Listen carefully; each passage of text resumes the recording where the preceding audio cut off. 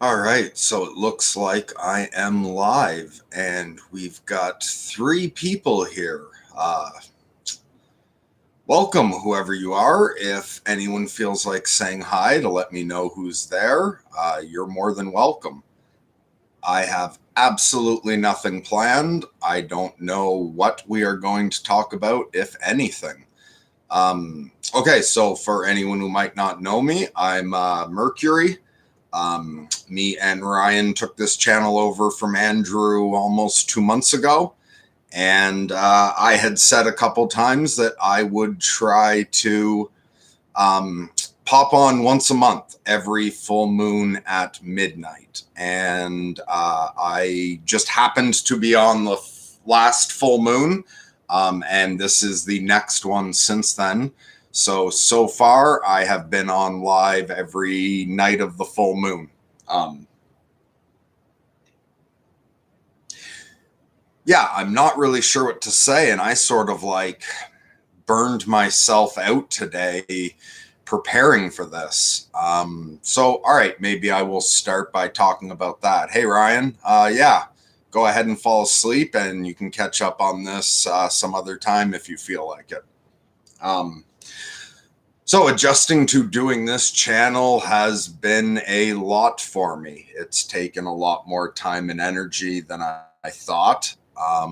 This is my first time scheduling a live piece that is just me. So this is a little different than any other time. So far, every other time I've gone live, I just popped on fairly spontaneously without it being planned at all. So there was no opportunity to stress out about it. And every time I've had anything live or recorded up until now that was like scheduled, it was because I was talking to Andrew or Ryan, or it was me and Ryan have had a few scheduled talks with viewers. I found so being ready for those calls wasn't as bad in a way because if I felt like I had nothing to say, I could just rely on Andrew or Ryan to fill in, and it kind of took the pressure off. Today's the first time I scheduled to come on just myself, and the past couple hours were actually fairly stressful. So, like, now I'm worn out and I kind of have a headache, but on the other hand, I did it. I set the schedule and I was here. So far, no one else is saying anything. And so, even if I just trail off in a couple minutes, can't think of anything else to say, and no one writes anything, I will still consider that I managed to do it. I came on scheduled for this full moon. And for anyone else who is watching these after the fact and wants an opportunity to interact on the next one, no absolute promises, but I'll do my best to do every full moon at midnight. So you guys at least know when I'll be popping on in case you're interested. So Dust to Dust is saying he has the same trouble with discipline. Yeah, for me, feeling like I have to do something really overstresses me. And so most commitments I make, whether it's with my family or working with Ryan, it's I say that I'm going to do it so long as nothing happens last minute that throws me for a loop. Because with bipolar, it's pretty easy to just have one night's bad sleep and then something difficult happening, and you're in pretty rough shape. Um,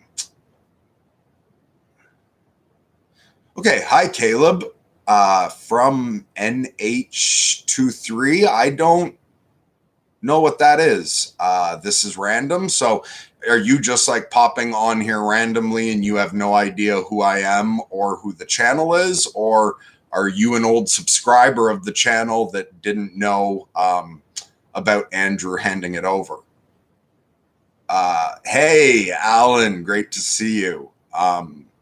Yeah, so I had the only thing I've had fucking planned was to be on here at midnight and give this a try. Um, So, is there anything in particular anyone wants to talk about tonight? Let's see, channel update. Oh, okay. So, if anyone saw, hey, Nolan, great to see you, man. If anyone watched the last time I was on live recently and somebody was commenting that they were suicidal, Cosmos of Compassion. Just to let anyone who saw that know who was concerned for her. Me and Ryan spoke with her yesterday, and I think it went very well. She's going to review the call. Ryan's going to edit out a few things that are a bit too personal to air, but I expect we'll be posting the majority of our conversation. I have no idea when. Ryan handles all of that. And so everyone can thank Ryan for doing all the editing and computer work, because I barely know how to use my computer. Alan says the Mohawk's dope. Thanks, man. Yeah, so we talked yesterday about suicide and getting out of hell, basically. So that went really great. And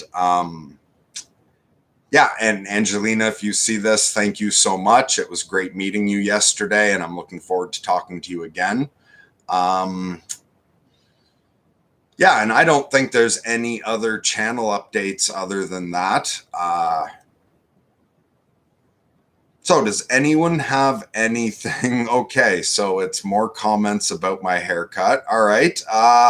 Thank you, Adela. Sorry, the words are very small on my screen, so if I mispronounce people's names, I'm really sorry about that. But thanks for the compliment on my hair.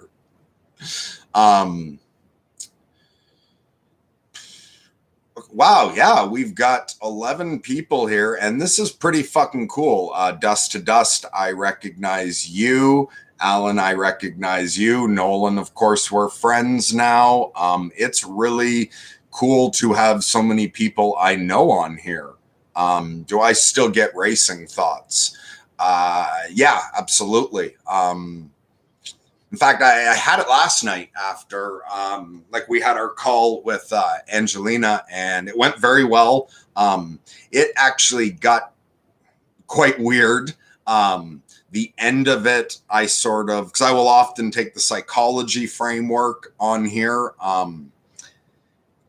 She was wanting me to bring out the magician side, and so we discussed more magic, and that whole conversation got me very amped up. So after the conversation was done, pretty much for the rest of the night, almost till when I went to bed, I just had this one little part of my brain, just a wheel spinning, firing through thoughts really quickly. And I was spending some time with my wife, and we were just trying to have nice calm time. We were watching TV or something. And it was like the main part of my brain was even tired and going slower. We were like relaxing together. But I just had this one little wheel fucking spinning, replaying parts of the conversation, thinking about all kinds of stuff, branching off from what we talked about. So yeah, I do still get racing thoughts all the time. I'm hey, Grizz, great to see you. Yeah, so do you get racing thoughts? Is that why you're asking about it?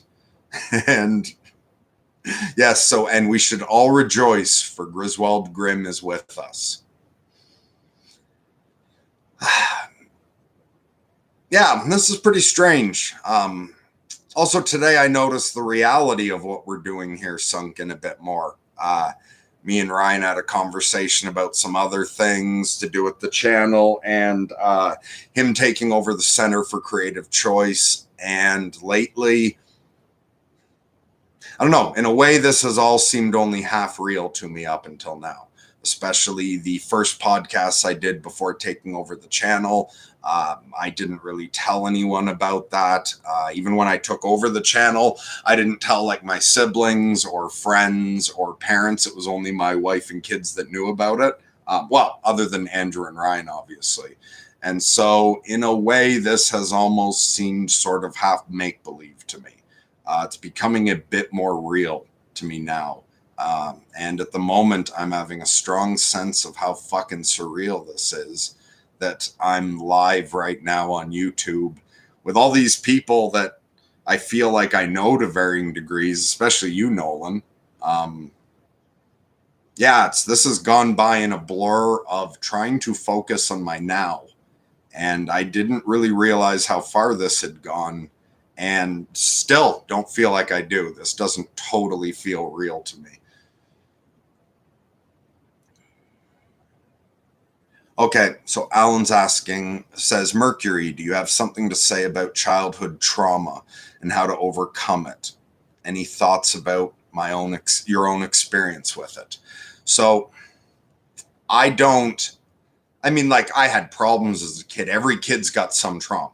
You know what I mean? I had difficult times as a child, but more of that having to do with not quite fitting in.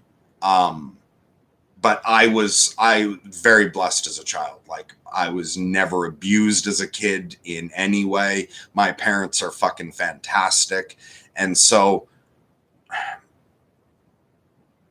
like, there were some bullying issues at school that seemed huge at the time, but is really nothing compared to what other people experience bullying. So for me, no, I would not say my childhood is traumatic. However, Angelina, that we spoke to yesterday's childhood was extremely traumatic.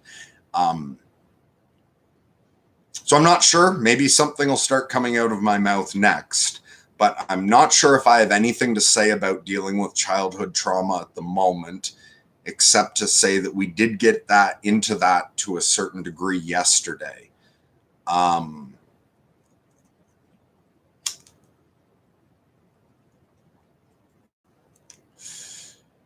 I guess also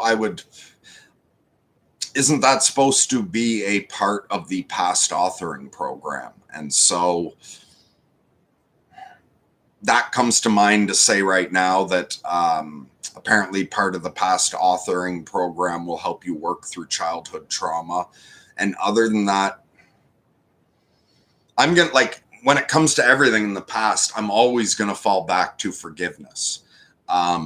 And forgiveness doesn't mean you allow people to continue to hurt you. But resentment and anger towards other people hurt you, not them. And so if you can forgive the people who did you wrong in your childhood, that's for your sake, not for their sake. And it doesn't even mean like if you have someone you couldn't forgive and had cut out of your life, it doesn't even mean you have to bring them back into your life if they're still not good for you. But you can still forgive them, release all of that. Forgive yourself, because people who've experienced childhood trauma can blame themselves, even though obviously they shouldn't. And through forgiveness, accepting that it happened and just moving forward here from the best you can is what comes to mind at the moment. So sorry, I don't know. You were in the chat the other night. I don't know how to pronounce the first name of that. So I'm just going to say Winchester. So have I ever experienced catatonia? No, I haven't. Have you? Dust to dust. Okay. So you've had, it says a little, been on anti-psych meds. It helps, but the dreams are weird still. Almost feels epileptic. Okay. So you have had racing thoughts a little. Are you on anti-psych meds at the moment? Or from the way you say that, I imagine you're not at the moment. But like overall, how you doing? Like, are you good or are you really struggling at the moment? One thing with racing thoughts is, and I mean, this is for anyone, like, it's so important to learn to start recognizing your thoughts, observing what arises, and don't just take every fucking thought that comes into your head as true. And don't just accept whatever train of thought, like whatever automatic neural pathways there are. that aren't enjoyable, aren't what you want to continue doing. You don't have to just be led by your thoughts for anyone racing or otherwise, but especially if you get racing thoughts, have control over that train of thought. Choose, pay attention to what story's going on and decide whether or not that's what you want to be repeating to yourself.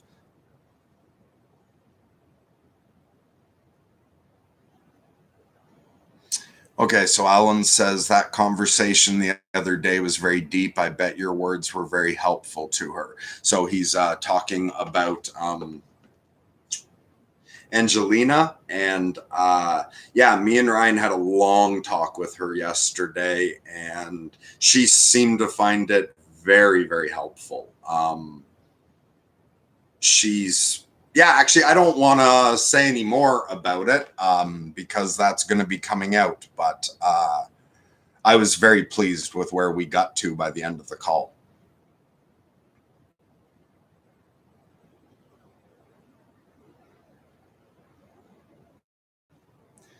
So Grizz says for him, starting to stream felt like stepping on the other side of the fourth wall. Yeah, absolutely. It's funny for me because like when I was a kid, there was no fucking internet, and this, like, to be sitting and talking to a TV screen, only crazy people did that because no one was watching. But now, yeah, I'm just sitting. It's like YouTube's come alive to me recently, especially like Dr. Strachan popping on the other day. Yeah, it's strange. It's like I've stepped into the media because in many ways, up until becoming friends with Andrew, to me, YouTube was not social media in any way. It was like a TV station. I just tuned in to watch shit. And so it's strange being on the other side of this now.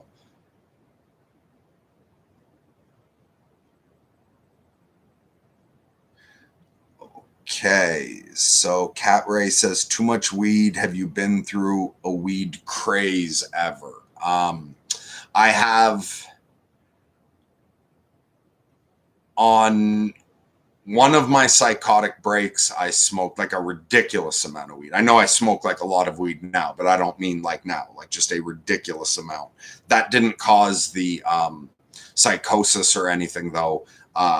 It was as the psychosis increased, I started using more. It wasn't the reverse. I've quit weed a couple times since I've been bipolar, and I smoked weed before. For me, marijuana is like any other, it's like any drug prescribed. Not enough and you're fucked up, but also too much and it fucks you up. So yeah, too much weed is bad for me. And I'm not arguing what's good for anyone else. And I'm not even arguing what's true or not. I'm just telling you my experience.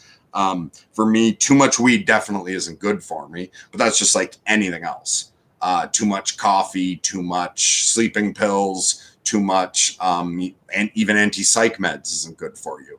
But I smoke weed on a regular basis, but I don't smoke as much at a time. I smoke smaller amounts at a time and get less high for most of the time than I did when I was younger. But for me, I've quit weed a few times for over a year since I've been bipolar, and I don't function nearly as well. And I'm not recommending anything to anyone. I'm fucking weird, and what works for me won't necessarily work for anyone else. Okay, so yeah, great, Ryan. Use the name that I said I didn't know how to pronounce. So Aja Winchester. Ryan's saying here, although wait, why am I also reading this to you? Because you're live and reading this. But anyway, so tell Aja Winchester that Dr. Strachan said the hardest part about long-term depression is the stories they tell themselves about themselves, because those stories program the brain. He said a lot of other stuff, but that's the gist of it. Yeah, so there you go. There's some feedback to you for that comment you left the other day when we were talking with Dr. Strachan, and we just weren't able to answer it. We'll talk more about that next time we're on together as well. Or maybe not next time, but sometime me and Ryan will go in depth on that. We'll discuss what Dr. Strachan had said and unpack it, share our thoughts about it sometime. All right, so Dust to Dust says, relatively good, just having trouble with discipline. I found Peterson's Q&A earlier helpful. Okay, so awesome. Like, it's good to hear that overall you're doing good. Yeah, for me, discipline, I haven't done the big 5 yet, but I know just my conscientiousness is extremely low. And you found Peterson's Q&A earlier helpful. I saw he went live earlier, but I was busy with other shit and didn't get a chance to watch it, but I'm definitely going to want to check that out. I always enjoy Peterson's Q&As. Well, fuck, everything he does is interesting. I've never yet watched anything of his and felt like it was a waste of time. So, deleted comment.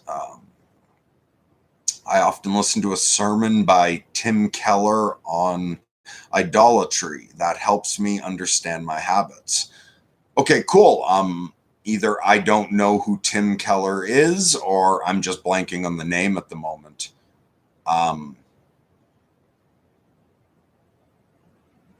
But that's awesome. And so, is there anything in particular, Dust to Dust, that you're working on your discipline for? Like, I understand you're saying you lack discipline, you need to work on discipline. But aside from just trying to fill in that character flaw or weakness, is there something, is there a goal? Is there something meaningful you want to do that requires discipline? So do you have some sort of ambition that you're working towards at the moment? Something to apply the discipline to? Do I see tobacco as a medicine too? Personally, yeah, I do. And I don't give a shit to talk about the subject. Like, actually, it's the same thing with weed. Like, I'm not interested in talking about weed at all, really. And I'm not interested in arguing with anyone about cigarettes and whatnot. But for me, I find tobacco, like the chain smoking, helpful. Apparently, a lot of schizophrenics can as well.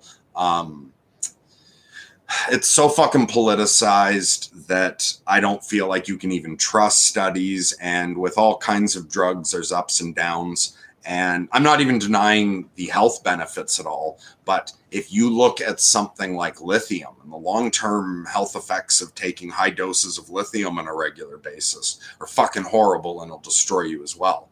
And nobody has problems doing that to keep a lunatic in line. So, yeah, to me, tobacco is part of my medicine, and it helps me through fucking everything.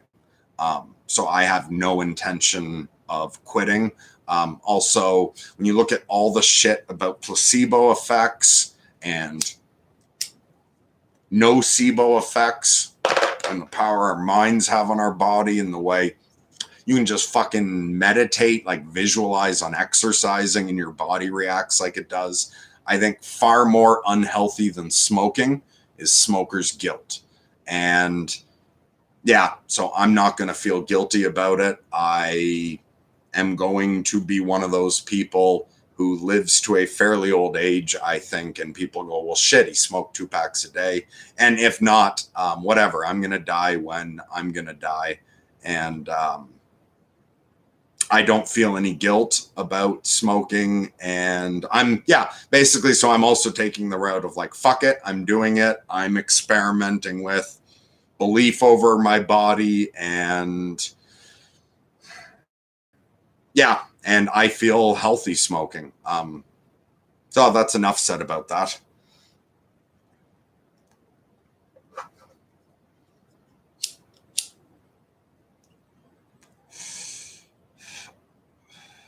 Okay, some is people talking to each other. Cool. The Akashic Records, Grizz is asking about. Yeah, something like that. I I've heard and read here and there a bit about the Akashic records, and it's like also in different traditions you get different kinds of eternal records referenced to. And so rather even than getting specific into the Akashic record, that archetype, that idea that there is some sort of eternal record, absolutely. You might find Alan Moore's concept on time interesting, actually, because he feels that time exists permanently, the way apparently some even physicists are thinking now, like the idea that from the Big Bang, the universe expands out and continues to grow and expand, and that the entire thing is there the entire time, though. So like in that sense, when you look at his ideas on time, and he has one idea that maybe at the end of the life, you just start right back at the beginning of this life and keep reliving it eternally, as terrifying as that sounds. So wouldn't time being eternal, the past never disappearing, in a way also be the Akashic record? Like the record of everything, that everything is still there. So absolutely, I find the idea of a permanent record, or just the fact maybe nothing is gone. So maybe everything is there. Okay, so dust to dust. We're back to the other thing about why are you doing it? So you said, good point. I guess discipline for my mind, but I guess my goals are pretty chaotic. That's the way mine were as well. And my goals are still completely chaotic because I just ended up doing all this shit from listening to my angels suggest I reach out to Andrew, and from there, this has all just happened moment from moment. I just became friends with Andrew. We developed a relationship and talked regularly. That just led to him asking me to be on the channel, and everything was just one step at a time, deciding with the now and not worried about where it was going. When I make decisions, I will imagine the various futures, but like if you've got a good imagination, you can start at just about any point and get just about anywhere else with enough time in between. Like the number of possibilities for every choice we make is functionally infinite. So I will imagine, like with taking over this channel, I imagined worst case scenarios that I could think of. I imagined best case scenarios. I brainstormed as many ways as I could see it going. But then rather than placing odds on any of it, like of thinking which one is it going to be most likely, and also not trying to choose which of these do I want. Instead, I imagined as many of the options as I could, and then I just felt whether I was supposed to take the step or not. And it was more about asking, is this good? And going by inner shit and listening to my archangel and just, asking God, is this what I'm supposed to do, basically, is what I've done the whole way along. And like at some points, especially early on, I even think there's a part of me that's hoped this would tank the whole time. That the whole way along, just hoping that this would suddenly go so fucking bad that I can just step away from it. We delete the whole thing. And especially, before I told my family or anyone else that I was doing it, part of me would have been very relieved if it was just a disaster bad enough that it was obvious I should stop doing it. But so that's how I've been dealing with chaos, is instead of trying to plan too far ahead, while looking at the horizon, ultimately going by asking God in the moment what it is I'm supposed to do, and feeling an answer has led me all the way to here. So are you that kind of person that rather than wanting to be more orderly about it, do you want to learn how to surf the chaos? Or are you looking to gain the skills that I don't have, that actually Ryan has quite well of being able to visualize a goal, discipline yourself, find a way to move forward to it logically.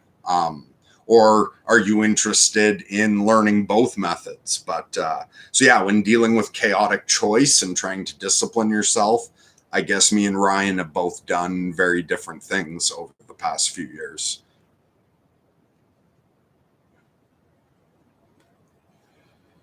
Fuck, I am so fucking rambly. Yeah, being stressed out about this, I still have a fuck of a headache. And I don't know how coherent any of this is. Without Ryan here to feed off of, like to see his facial expression, I'm having less trouble telling how much I'm making sense. So if this is too rambly, oh well, that's what you get for tuning in to listen to a lunatic on the full moon.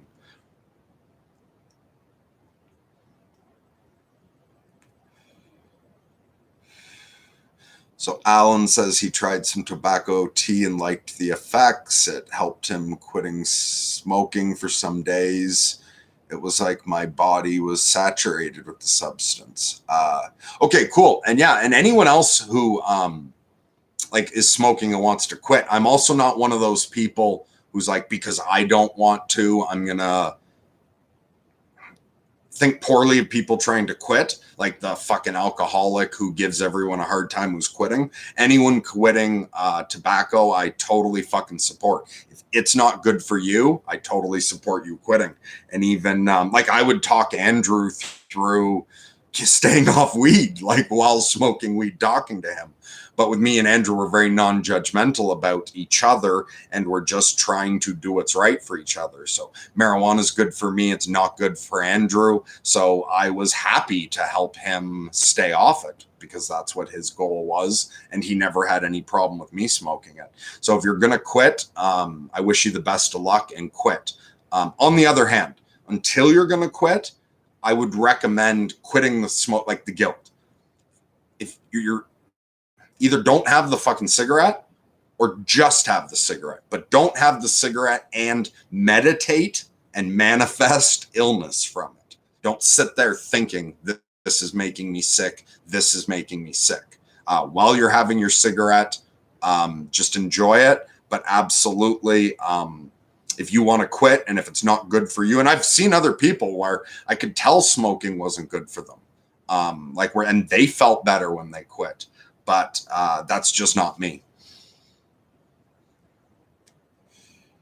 So I'm also probably going to miss a bunch of questions. And if you ask me something like important and I miss it because I'm getting rambly, this is all small, feel free to ask something more than once. And anyone that I skip what you said, sorry, sometimes I'm not sure what's for someone else. Also, the way like I jump around on shit, sometimes I don't realize what it references. I bet this comes across and is obvious, but it's like as I'm answering one question, I get fully into that thought. And then when I move on to the next question, I just let that out. So when there's the follow-up, I think sometimes even I'll respond to a follow-up without even realizing it's the follow-up, because at every new question, I just sort of try to blank my mind and give full attention to that question. Also, someone had asked me a long time ago, and I don't know how I had the confidence to do this, to just come on. That just jumped into my head for some reason. And I think what I told them was, it didn't feel like confidence in the moment, and I didn't feel like I had an answer. So ask me again some other time how I have the confidence to do this. So the way I do this is not by planning what I'm going to do and getting confident and being like, you've got this. And it's not a sense of confidence like I know this is going to be good. All I do is I trust that I'm on the right path. When I ask my gut if I was supposed to try to do this, like when I asked God, my archangel, and I was told to do it, I was told it was for the good. I wasn't told it would succeed.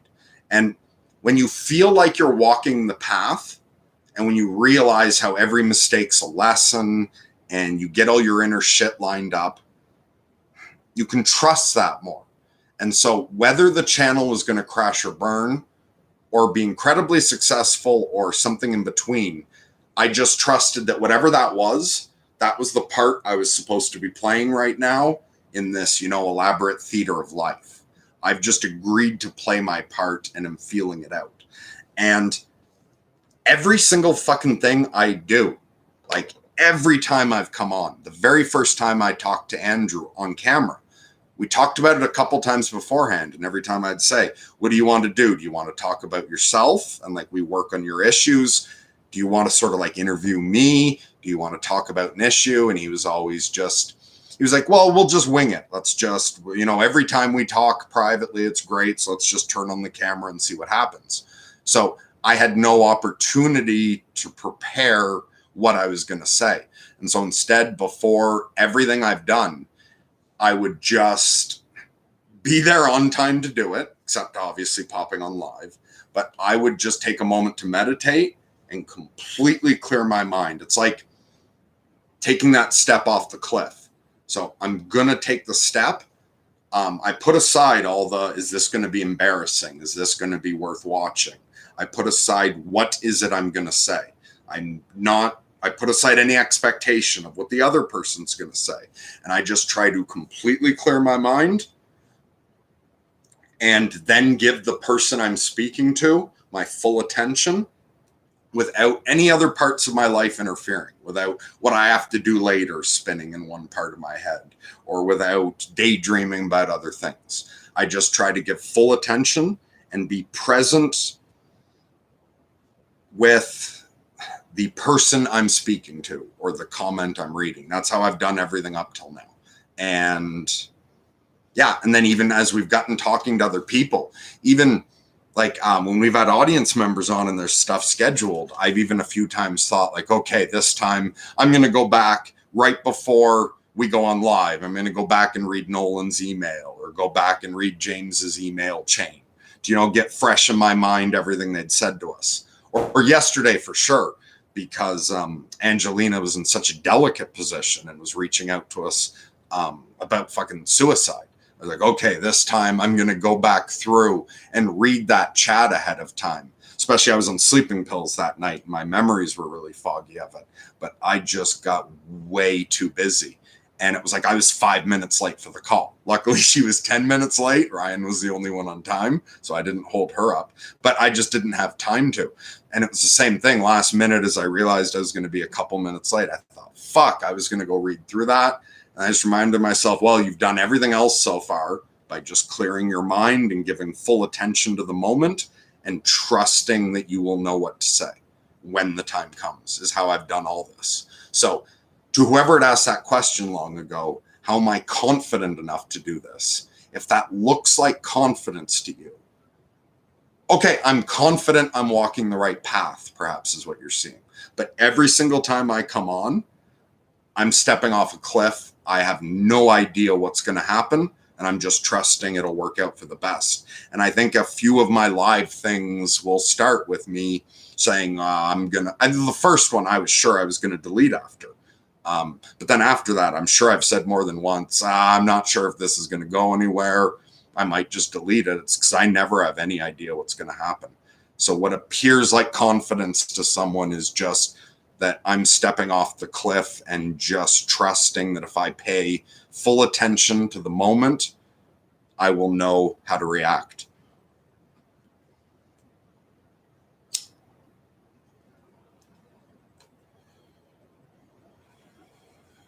Wow, how long have I been rambling? Okay, it's only 12. It's not even 12:40. But it seems like a lot of shit's gone by here, so I may miss a lot. Okay, so Alan, if you're smoking, yeah, watch that Smoker's Guilt. Like, look up the nocebo effect. It's like the placebo effect. I could give you fucking sugar water, and if I have you convinced of what it'll do that to you. So if you're going to smoke, don't fucking think it's unhealthy. I fucking love my cigarettes. I have no guilt whatsoever. And the same way as with this channel, I accept what I accept. Like, if I go out with a brain tumor, big fucking deal. Look how Lemmy went out. Wasn't it like a brain tumor, the singer from Motorhead? But like he was recording and touring almost right up to the end. He only found out he had a brain tumor 48 hours before he died. But he fucking lived fast right till the fucking end and didn't even have long enough to freak out about the fact he was going to die. He had a pretty quick death. And so, yeah, I definitely wouldn't feel smoker's guilt. Either fucking quit or magically be one of those people who is fine to smoke. But don't fucking smoke and tell yourself that you're going to get cancer. Okay, so Bama E3. Sorry, that's really small. You know who I'm talking to. The belief over body comment really sold me on this stream. I've enjoyed the conversation so far. Okay, cool. I'm glad you got something useful out of this. I don't recognize your name, although fuck, like I don't have the best memory. So if you've commented before, sorry, but it seems to me like perhaps this is our first time interacting. So welcome to the community. I love you and thanks for joining us tonight. Okay, Dust to Dust is finding this helpful.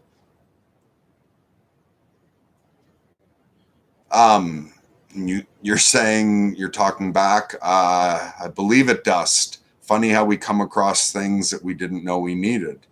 Okay, awesome. And I do sometimes wonder what people are getting out of this, because I am so, like I said, it also living that way of just sort of trusting that if you pay attention, full attention to the moment, you'll know what to do, is part of why this also doesn't feel fully real. And it's weird. I'm really not sure how people, well, first of all, it's not like I could say, how do people perceive me?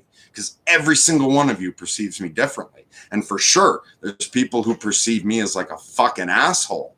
I don't know that we've had someone yet that just like jumped out and like hated me, but I'm sure someone's unsubscribed because they were like, who the fuck is this guy?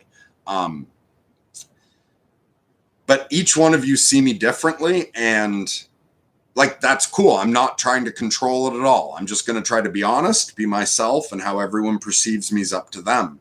But I am curious about it. And I wonder sometimes, why is anyone finding this useful? Or what the fuck am I saying that's helping people? But some of you guys are enjoying this, and like, that's fucking awesome. All I wanted from this was that it was good for people, and I didn't care who, just like whoever it was good for. If I could help some people out, I wanted to. And so, fuck, cool. So we're all friends now, and we've got this little community growing. And I'm going to do my best to come on every full moon at midnight. I'm not going to schedule, like push myself any harder than that with Lunatic Live. I'll try to come on every midnight at the full moon, so everyone at least knows one time a month they can catch me. And other than that, it'll be random for now. But hey, if people like this, yeah, I'll do my best to continue with it. Although I can never make 100% promise, because all it takes is one night where I can't sleep for whatever reason, mixed with something going wrong, and I would not be in any state. I can't promise I will always be able to do this, but I'm going to do it to the best of my ability.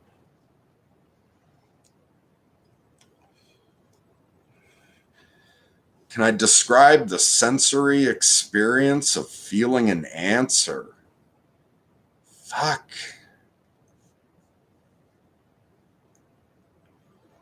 I don't know.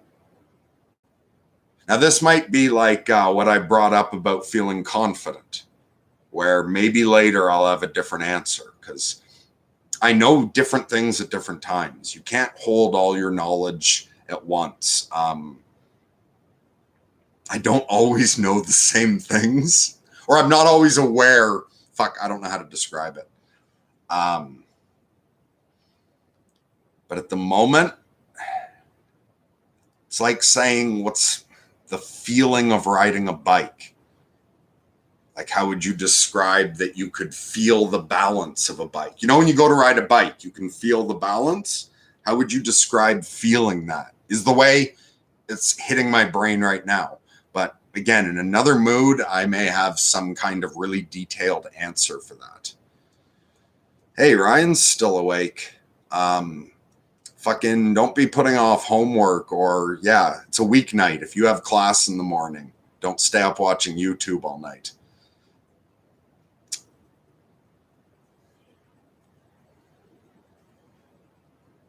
Okay, so Asa Winchester. I'm really sorry about not knowing how to pronounce your first name. I feel like an asshole. But anyway, thank you so much for joining us again. I love that you're part of the community. They say, I notice that when I'm in a depression or feeling normal, I'm less receptive to the signs of the universe, i.e., engaging with fluid associations or feeling like my environment is speaking directly to me.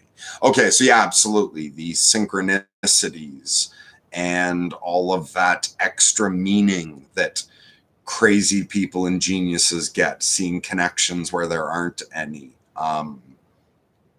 Yeah, mine goes up and down as well. I'm a completely different. Well, I'm as good as a different person in different moods, when depressed or when manic. Synchronicities increase and decrease. The sense of meaningfulness increases and decreases. At sometimes it's my angel is more or less perceivable. Yeah, and at times, I think early on, maybe you would almost just describe the experience as there being times when I couldn't feel him, or maybe it's like I could barely feel him. But it's like my angel never goes away, but my ability to perceive him, the amount of connection goes up and down. And how strong that internal answer is a little different in different moods, although it used to be much more dramatic. So it used to be that in the depression, I would have much less ability to follow inner guidance and think clearly when depressed than I have now. The longer you practice it, the better it gets. And so Grizz says, what's the shape of consciousness? I like that question. So I'm not going to be an idiot and answer it quickly. As soon as I say something, my brain will stop. I'm going to leave that question for other people to comment. And I want to think about that before answering it. Sometimes I get a question about something and I will delay for months or even years looking up the answer, and I will ponder something on my own. So I'm not going to jump to any kind of answer with that, but I like that question. And so I'll either answer that some other day or ask it again. But I would love to hear other people's answers for what the shape of consciousness is as well.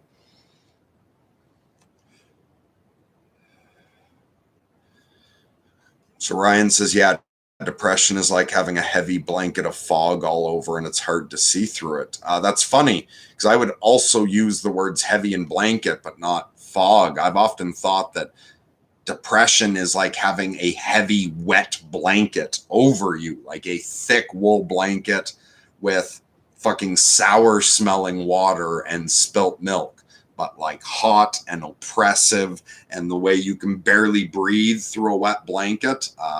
That to me is a metaphor I often used for depression.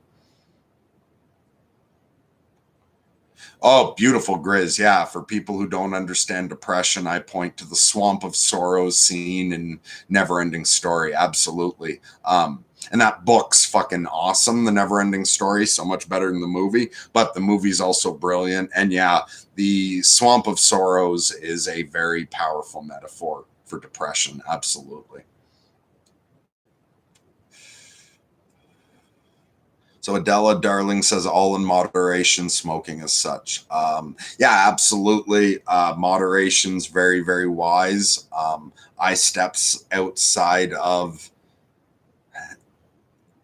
what is normally wise on occasion, and one thing for me is smoking.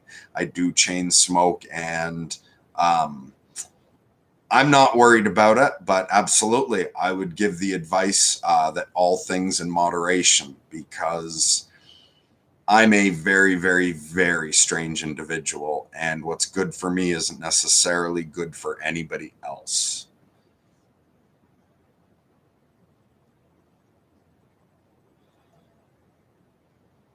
Okay, so Bama E3 says, wow, chills. Okay, this is also weird because when someone, now that I'm so far behind, someone writes wow or something like that, I have no idea what the fuck you're reacting to. Okay, so wow, chills. I came to the same realization within the last 2 weeks. The devil on my shoulder would tell me to basically quit. The angel was telling me keep going, even though I may not succeed. Okay, so you're going back to when I was saying that I just listened to my angel's advice. And yeah, my angel doesn't like, okay, no, sometimes my angel will tell me, like, yeah, do this, and this is definitely going to work. And that's generally with smaller things. But no, sometimes my angel does tell me what's coming. But the most common is when it comes to a better decision, it's never do this and it will work. Or even do this and it will be pleasant. It's like, no, do this. That's what's ultimately good. And if I say, like, is this going to lead to something disastrous, like that will be extremely hard for me to go through? Or is this going to, go really well? It will not give an answer on that. It will just say, you are like, whichever it is, that's exactly what you need. And the angel will sort of, like with this channel, the sense, or with reaching out to Andrew the very first time, which I had no fucking idea would lead to this. This makes no sense what happened. Like, yeah, how the fuck? Who sends a message to a YouTuber to, like, talk to them and ends up running the channel reluctantly? Like, that's not normal. But when I first reached out to Andrew, the angel told me it was very important. I said, but, like, is this going to go well or not? Because I also didn't know that once I started talking to Andrew, he'd be like, really think I was a fucking idiot? And, like, it wouldn't go well. But the angel wasn't promising Andrew would like me or it would go well. The angel, like, promised me that it was what I was supposed to do. And that if it didn't go well, it's like that was ultimately for the best. But the angel did put a lot of importance on contacting Andrew initially. And what made sense to me logically at the time was because Andrew has a YouTube channel with a whole bunch. Like, I don't know what he was at when I first subscribed to his channel. I think around 10,000 or something. But so to me, the obvious reason helping Andrew out would be important was that his effect was rippling out into the world and affecting other people. So I thought that was all the importance there was to it. But that's what led to this going on. But yeah, and everyone's interactions with God and inner voices and all whatever that bullshit is different. But for me, the sort of prophetic communication where the angel actually tells me something that's going to happen, well, that happens occasionally. More often, it's just that it tells me whether it's what I'm supposed to do or not, in the sense of for the ultimate good.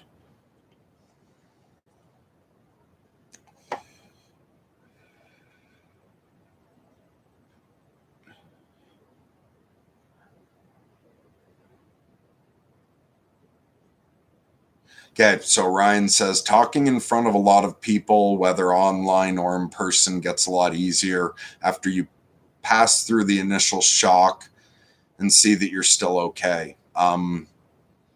Yeah, that's true. Although for me, all of this is so surreal and I'm fucking crazy, so I'm not reacting normally to this at all. But so far, I haven't once backed out of something because I'm nervous, and I haven't fucking totally, like, frozen up and had a panic attack where I couldn't respond at all. So given who I am, I think I've done pretty well with this so far. And so Ryan's saying that he's had to talk in front of large groups, and the more he relaxed, the more it just flows. But the first time he did public speaking, he was shaking. Yeah. And for me, I mean, like, public speaking was not overly difficult for me to begin with. Like, I always did well with that in school. Like a bit of nervousness, but not excessive. And as like a teenager, I played in, little fucking local punk bands and shit. So was used to getting on stage. And then when I worked with Trauma Films and was friends with Lloyd Kaufman, when we used to hang out and go to conventions and stuff, like I did interviews with him and was in front of large groups of people with him. And it got to where that was nothing at all. It was just hanging out with a buddy, and I had no problem with cameras around everywhere. So being in front of people isn't entirely foreign to me. It's the digital aspect of all this, because that's the strangest. If it's weird in a way, I could think of it like sitting out, or it's almost kind of, especially these live streams, it's almost like being at a party somewhere, and it starts off this small conversation, one or two people are talking, and people walk by and sort of stop and start listening, and then, comment. So it feels kind of like being somewhere out in public and having a conversation that, in that kind of environment, like either a convention or a party where people feel comfortable just walking up to strangers and being like, hey, what you guys are talking about sounds interesting. So in a way, this is kind of like me just being a crazy person ranting on the sidewalk at people passing by, and some of you decide to sit down and listen. It's surreal. We live in such fucking strange times. Also, here's something weird about now. A lot of people talk about end times and such and the end of the world, but just for all the miracles in the Bible that we look back on and people are so like have their mind blown, like what would, assuming it really happened, like we're not going to debate that or not, let's just talk as if it happened, take the truth of the myth. And Christ's disciples, how amazed would they be that I can sit in one place, not travel whatsoever, and my image appears all over the world, reaching people? Like, how incredibly magical is that? How are we not in an absolutely new world, unlike anything else before? I barely fucking leave my house ever. I do not travel. And yet right now, in a way, because what is me? The way, like, does the sun end at the edge of the fire? Does it end at the edge of its gravitational pull? Does it end, where do I end? My image right now is in every one of your, rooms, like on your computers or on your cell phones. My image, my voice, like, in a way, I am there speaking. There's 11 people watching in 11 locations around the world without leaving my house at all. This is extremely strange, and we get used to it so quickly that I don't think we fully appreciate what we have at our fingertips. I don't know what I got rambling about that over. So I don't know how far behind I am.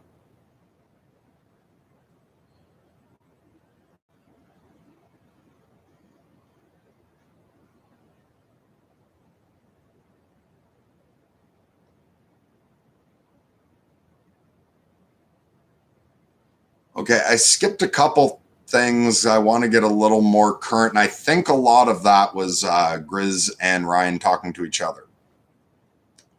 So Dust to Dust says, I find listening to someone who had the same problems as I have had to the degree helps me bounce around my thoughts. Okay, awesome. It helps you decompress. Okay, yeah, and that's often what I would use YouTube for as well, is like I'd have all kinds of shit going through my head, and I'd put on a lecture or a podcast or something, and part of my brain is listening to that conversation, but especially because I don't have to be active in the conversation. It's not like talking to someone else. I can also let my mind wander. I can let the other wheels spin with the stress, work out things more slowly without my full attention on it. like partially paying attention to something else and slowly processing something or decompressing. So yeah, I guess I've used YouTube for exactly that. So since that's something I've taken out of it, I'm happy to give it back. So, and also like, I don't know, thanks for choosing me. Like there's tons of other shit you could listen to decompress. It's like, as cheesy as it sounds, it's like an honor that you chose to use my ramblings to decompress. I'm pleased to be of service. And Grizz says, first lesson you got from me is learn your cycles. Yeah, absolutely. And that's whether you're mad or not. We've all got cycles we go through, especially if you're in the kind of climate where the year changes, or all of us, men and women, have monthly hormone cycles. Men have it too. We've Life is wheels within wheels within wheels within wheels. It's cycles wrapped up in other cycles. We have our daily cycle we go through, like obviously. We have our weekly cycle for many of us in the Western world. There's the monthly cycle. There's the yearly cycle. There's cycles of longer periods. And fuck, who is it? It just dropped out of my head who said it, but the idea of the great piece of wise thing just being know thyself. Yeah, to know oneself is immense freedom and power. Fuck, that's enough said about that.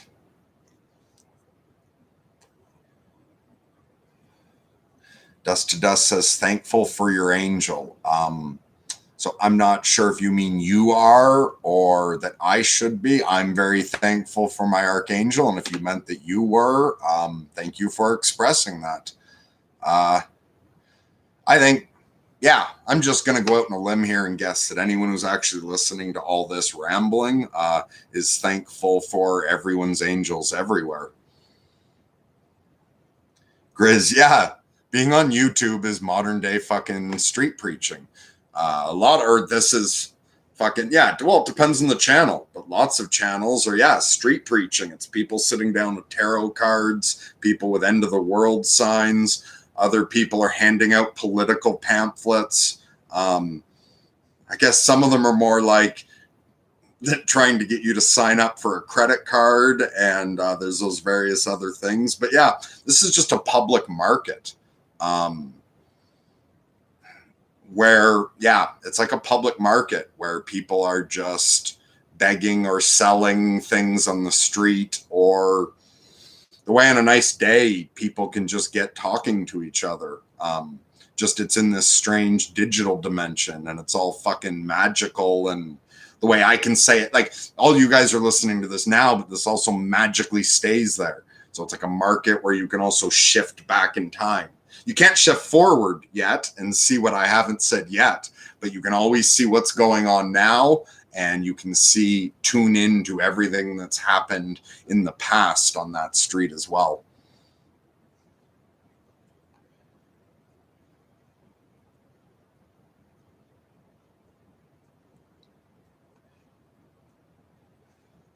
All right, Ryan's going to sleep. Good night. Yeah, and you've been fucking working hard. Make sure you get your rest, because you're the responsible one of this group. So take good care of yourself. Make sure you get lots of rest. And yeah, I think we'll probably end up talking tomorrow. So Winchester says, I mentioned the power that words hold and what it can do in terms of altering yourself, i.e., storytelling, propaganda, weaponized. But words are futile in a lot of ways too, in a most essential way. Okay, so I am very interested to hear in what way words are futile. I'm not discrediting that at all. I'm just saying in a most essential way. So nothing's jumping into my mind as to what you're referring to there. The stories we tell to me seem like the most important thing, the way the idea of a chair is more important than an actual chair. But this world's made up of many totalities, and as stupid as it sounds, many times it's yes, this is true, and the opposite is true as well. Both those exist within a greater reality we can't comprehend. So I would, and you had, yeah, I'm pretty sure I'm remembering this right. You had talked about wanting to come on sometime. And if I remember correctly, you commented that you wanted to give Angelina a chance to talk to us first because she was suicidal. So you put yourself second on the waiting list. But if you didn't see, Ryan did answer your comment. And so it's right into sorting myself out 0 at gmail.com. We'll definitely set up a talk sometime. And I would love to hear you explain the ways in which words are futile, and we can discuss that.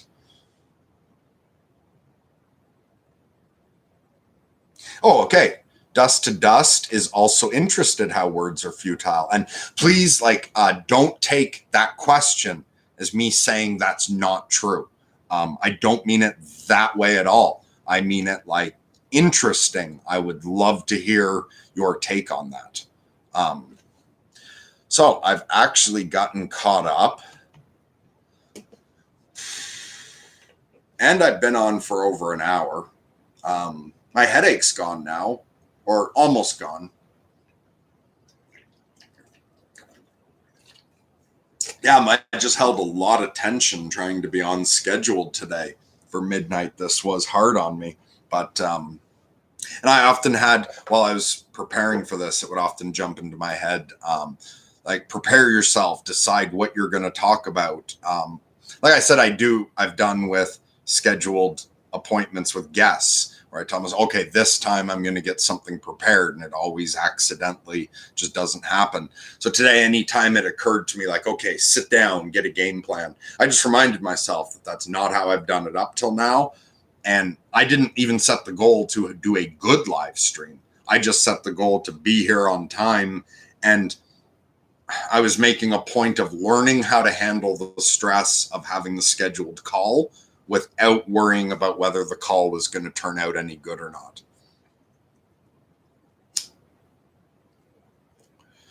And now that I've done it long enough, because yeah, I feel like if nothing else pops up, or if I don't start just stupidly rambling, I think I've done plenty that this counts as being here and doing the scheduled full moon broadcast with you guys. So the headache's starting to go away. I feel less pressure now. Also, the time we talked to James, I don't know how many people saw that or not, but we talked for a certain amount. We talked for about an hour, and then we debated like stopping there or continuing, and we decided to take a quick bathroom break and then continue for a while. I remember that day when we took the break, and it was like we were aware we could have stopped at where we were. That was plenty. And we came back on, not sure how much longer we were going to go on. But I actually enjoyed the end of the conversation with James much more, because all the pressure was off. There was already a completed piece, so that when we came back on, it didn't matter if it was any good. I enjoyed that a lot more. I'm feeling better now that, yeah, I feel like I accomplished it. Fuck it. Whether this was useful, any good or not, although some of you found something useful, so good enough, success. So I'm feeling better now, a lot less stress now that I feel I could just sort of stop at any time. So Alan says, I did watch some Alan Moore talks about magic, and it was fascinating. I'm actually thinking about quitting internet so I can choose better the words that enter my head and soul. Yeah, absolutely. So very cool that you looked into Alan Moore's stuff. His book Jerusalem is huge and takes a big investment. Like it's fairly dense at some points, and it will take you on an emotional roller coaster, but Jerusalem's well worth reading. It's totally fiction, but he expresses a lot of his magical ideas in that. And Yeah, you got to be careful about what words are entering your head, and what you pick up out of the corner of your eye. We give away so much power to the advertisers and the algorithms. And when you just go on to something and start scrolling through, even the things that are just flashing by that you don't think you're even paying attention to, you're taking all of that in. And like, I've really enjoyed your interaction here, and I've loved having you as a part of the community. But if quitting internet entirely is what's good for you, like, fucking do it. And like, we'll miss you, but don't worry about us. And so for me, in the past, I had used Facebook, and I'd used some other social media type sites, mental health thing and stuff. But I realized eventually it really wasn't good for me. So like, I don't use Facebook at all anymore. I just use it for the messenger feature to talk to Ryan and Andrew and just like a very small amount of people. And sometimes I do. Okay. So there's both sides to this. There's always your shadow side of something and the upper side. So on the one hand, there's a lot of danger with you're open to negativity, just scrolling Facebook, just going by an algorithm feed, as opposed to deciding yourself what you're going to take in, like where you decide I'm going to go read that book, or even to decide I'm going to watch a movie and picking which one, as opposed to the way we just come onto YouTube and go, fuck, okay, I'll click that. So there's obviously the downside to that. On the other side, if you're living a moral life, you've got your internal guidance well lined up. If you've been telling the truth for a while and you're feeling in flow with your true life path, synchronicities start popping up then. And this digital dimension allows for different kinds of synchronicities we didn't have access to in the past. So, for instance, the last live stream I had in court, like, there was enough synchronicity to get Angelina onto the call. It felt synchronistic for her, and we were able to work some magic there that the last live stream I did connected us. And then since then, we had a conversation and have been able to work some more magic going forward. So there's also the blessing side of the randomness of YouTube and of what we sometimes take in. So there's both sides, but absolutely. And definitely you need time away from all this shit. Like, while I am now spending a lot of time doing this and interacting with people, I still take a lot of time to meditate or read or be doing things that are not random, like to be choosing my own thoughts. And I spend a lot of time alone with my thoughts.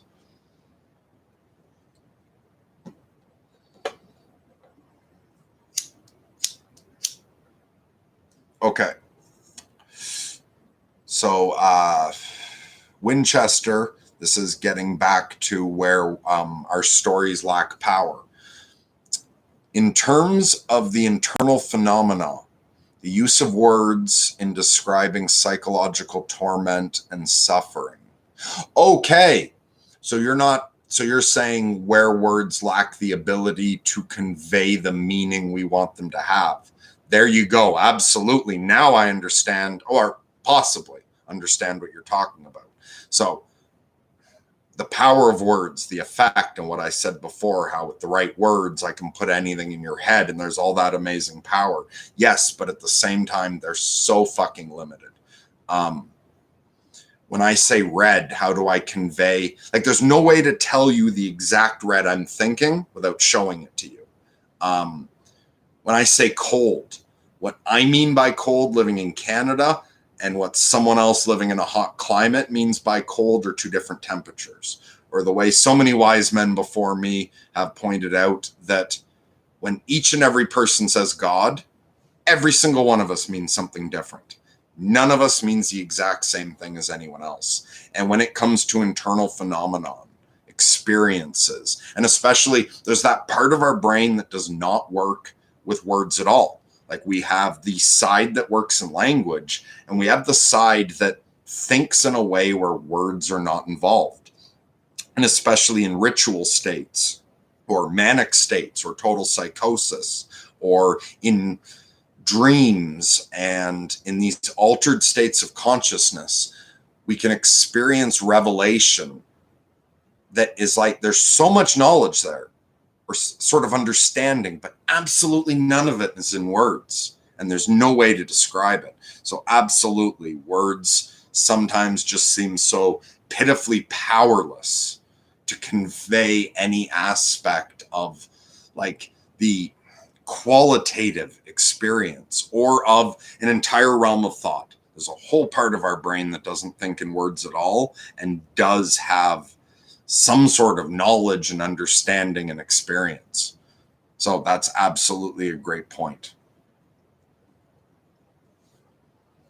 All right. I think I got behind again. Okay, so Grizz says being present is one of your main gifts, and we thank you. You're welcome. Thanks for that feedback. And like in a way, well, you say thank you. It's like, fuck, I did it for myself. I didn't do it for you. I don't want to claim to be any saint here and like I learned to do any of this shit to teach anyone else. It's not being able to do, like, I needed to do that to survive. So that's why I learned to do it. Okay, and so Adela Darling says, I'm early. It's only 10 p.m. in California. Yes. So the magical global phenomena of the internet, of course, means that it is going to be at different times for each of us, which is interesting. So I'm existing in your future as far as the clock goes. So when I say midnight at full moon, I'm talking Eastern Standard Time, and everyone will have to do the math themselves as to what that equates to.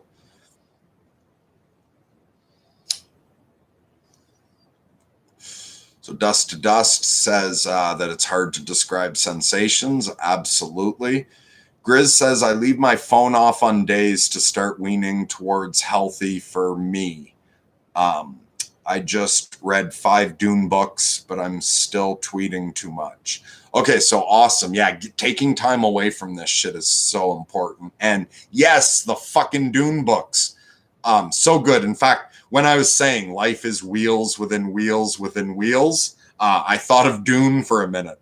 Dune popped into my head, and the way it's plots within plots within plots and wheels within wheels within wheels. I read the entire original Dune series, and I've read is it 2 or 3 of the trilogies that his I think it's one of his kids and someone else have done like prequels and sequels to the Dune series since Frank Herbert died. But yeah, I love the Dune books.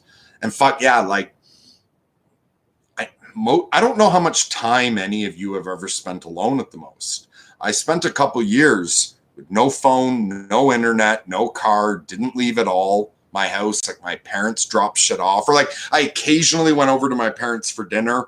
But like only if it was just them and over quick and back. But I think the longest I ever went without seeing a single person, hearing a single voice, and yeah, there was no text, no messages at all, was at times my parents would be gone for like just over 2 weeks, I think was the longest I was ever left not being checked on at all. But often it was sort of my mom or dad would stop by once a week and just dump off, like, give me my shit, make sure I was okay, and then I'd just see them a week later. And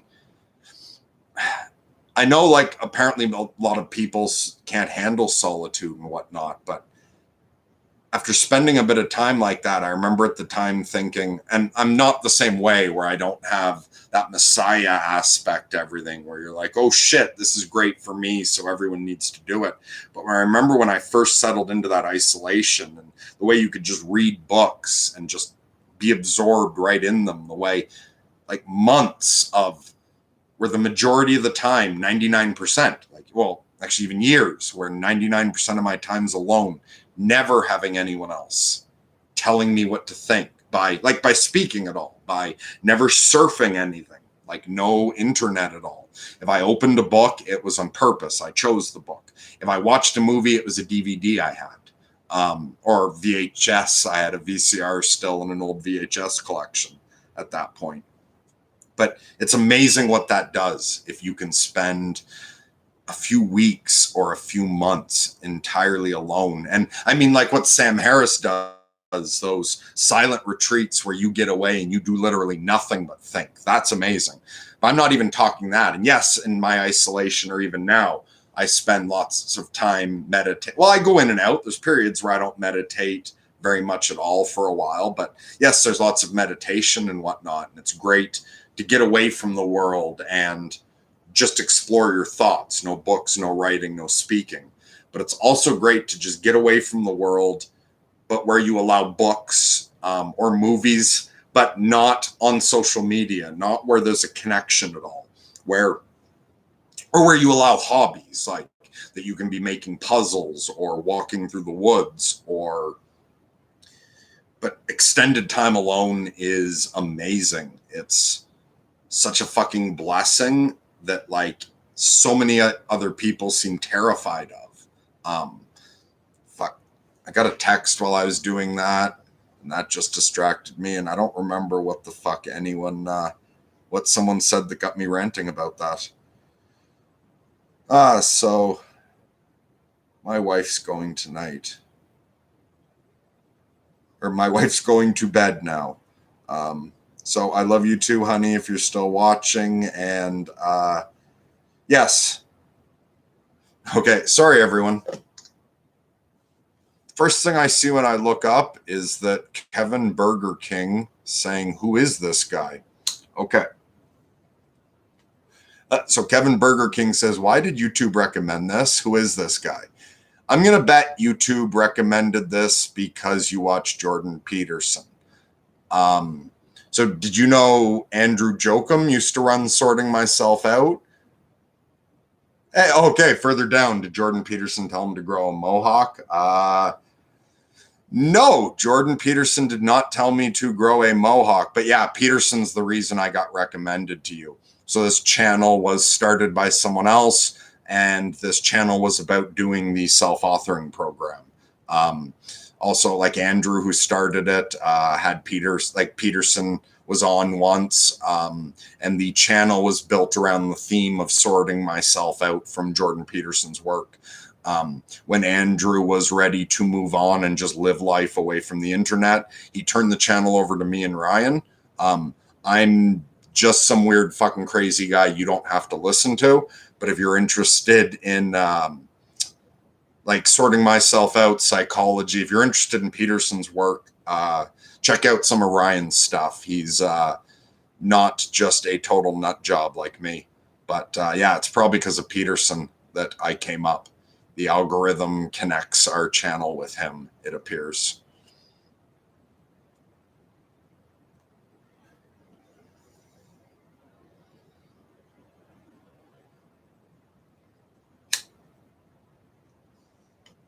Yeah, so Dust to Dust says it's interesting that a lot of these internet platforms work like a drug dealer trying to get you hooked on more. Yeah, and there's a TED Talk. I don't forget, or I don't remember who gave the talk, what the woman's name was, but there's a talk called something like "We are creating an apocalypse to get clicks." And it's about how she talks about how the algorithms are just programmed to keep us clicking, but that they're working out our psychology in doing that, and that it's manipulating the interaction between us and the platform in strange and not always desirable ways. But yeah, all the algorithms are designed to do is to get you to use it more, which is unfortunate because we're creating such powerful things here. Just like it's unfortunate, and I'm not going to go total anti-capitalism or like anarchist on this, even though I totally have that anarchist within me. But so like I respect like everything Peterson says about why we should be grateful for the system we have, as flawed as it is. All of that, absolutely.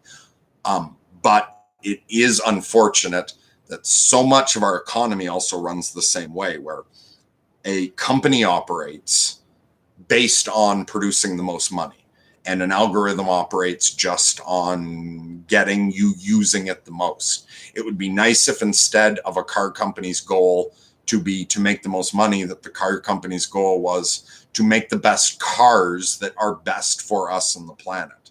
It would be so, I would just love it if everything was being done for its own sake. And it would be amazing what we could do with these algorithms. Also, I don't understand.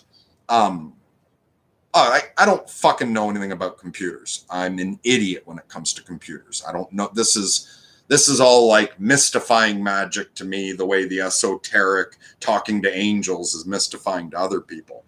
But there's a lot of talk about how these algorithms should be filtering what it shows you, what it should allow, what it shouldn't. Censorship on these platforms, or discussions about it taking you down rabbit holes, about it creating echo chambers.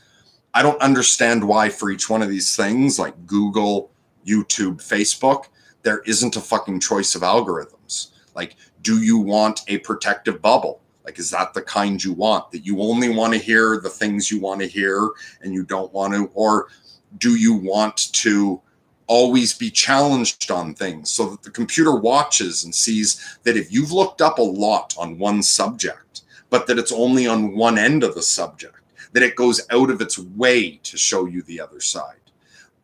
Or we could have algorithms also like that one, unless I'm mixing shit up here, the one TED Talk talked about how some of these advertising programs have, in fact, it appears that they've learned to recognize the early stages of mania in bipolar people.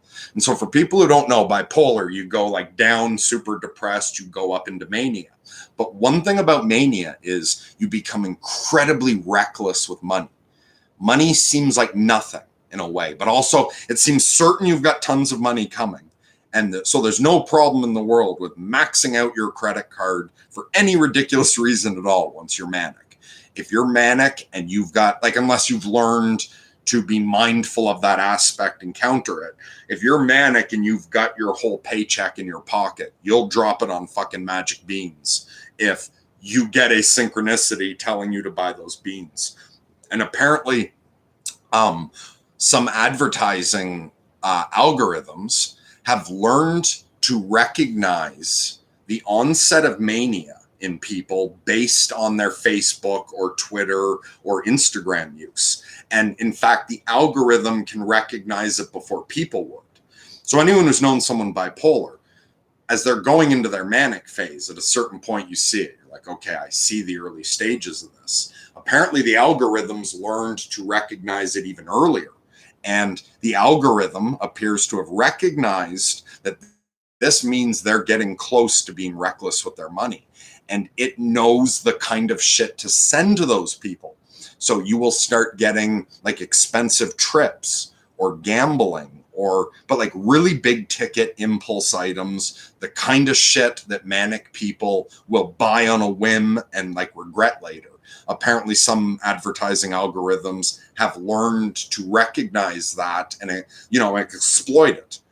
What if instead we had algorithms that, instead of their main goal being to get us to use a platform the most or to spend the most money, was to get us to have a better well-being?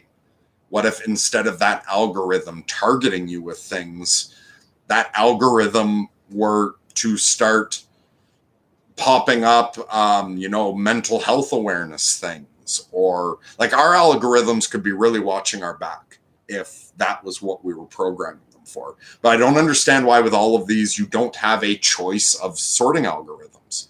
Also, the way, once you've searched something a few times on Google, it takes your history into account. And so, like when I search something on Google or YouTube, I get different results than other people because of what you've searched in the past. There's times I find that frustrating because I'm in a mood to step out of everything I know at the moment and I'm in the mood to access some kind of information I've never accessed before, and it can be hard to get the other side of things once an algorithm thinks you're all on one side. And fuck, again, I have no idea how I got off on that or where I was going. I'm doing that a lot tonight. So I wondered, so Kevin Burger King, did you leave or are you still here?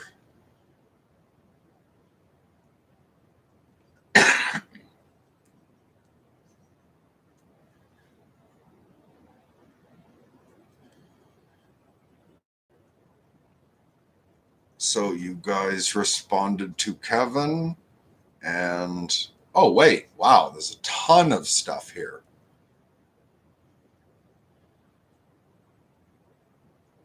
What the fuck? How long have I been talking? For a minute, it looked like I was all caught up on this, and then a ton of shit just shoof.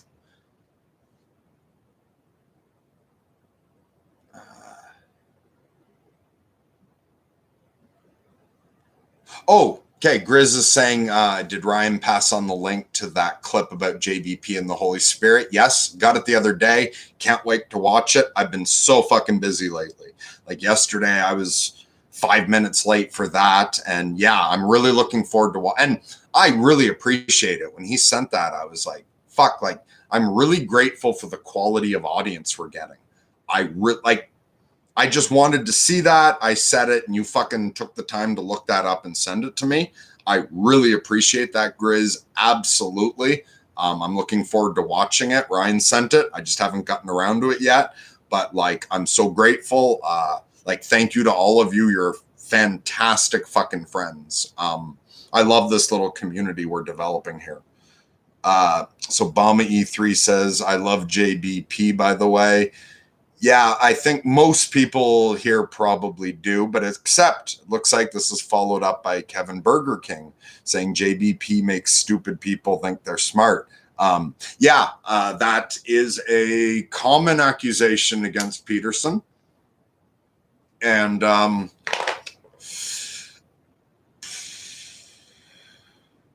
you know what?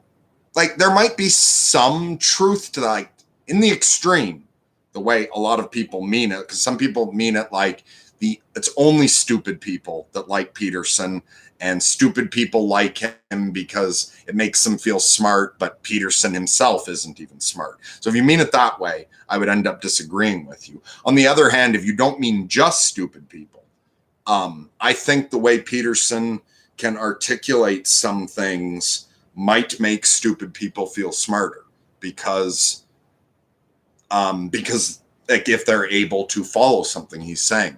But no, I don't believe the idea that Peterson's really this idiot con man and that everyone who listens to him is just an idiot who wants to feel smart. Also, though, Kevin Burger King. Okay, so wait, but if you don't like Peterson, then why would YouTube have recommended this? Unless you've watched a bunch of it because you like hate watch him, you know what I mean? Like you enjoy.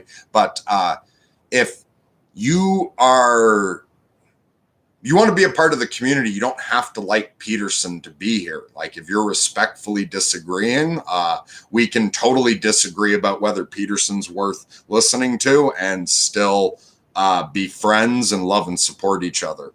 So I have no problem with that. But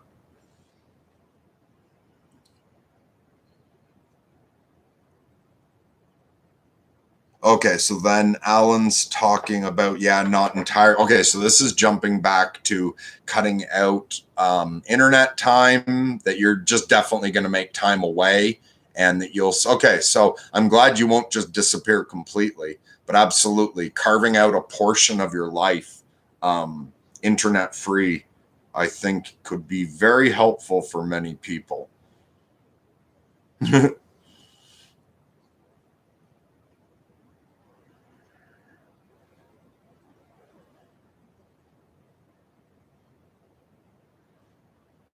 Okay, so this is people talking back and forth a little.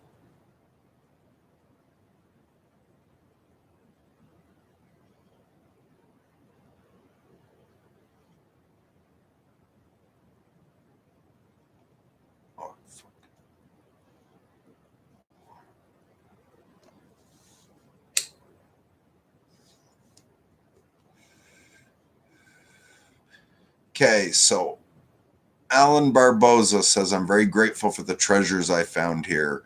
JBP, you guys, yet I'm very attracted by the monk hermit style of letting my mind free of the propaganda's influences. Yeah, and so you don't have to cut yourself off completely for years. Cut yourself off for periods of and again, it's depends on your lifestyle. I don't know where you live, what means you have. On the one hand, I'm extremely fortunate that I live in a country with disability. And so the reason I was able to just live in this little farmhouse in the middle of nowhere was the government put me on disability and my parents took care of everything else for me. Like my dad just cashed my disability checks and paid my rent to my hydro and dropped off my groceries. So I was like, as horrible as it seemed at the time when I first was, suicidally depressed and retreated from the world in defeat, I came to find it a blessing, and I'm very grateful that I can spend so much time locked away like a hermit. So I don't know what you're capable of doing, but you can definitely deprogram yourself of the propaganda's influences. Okay, so one thing you can do is just don't surf things randomly. Like if you're gonna only use, YouTube, like if you're trying to deprogram yourself of other thoughts, when you decide you want to watch a specific YouTube channel, like topic or channel, or you have a specific reason to go on to Twitter, something you want to check, or want to message someone on Facebook, go on, do that, and don't do any random scrolling. So you could sort of set that boundary and just take as much time as you can manage to carve it out as time away from screens.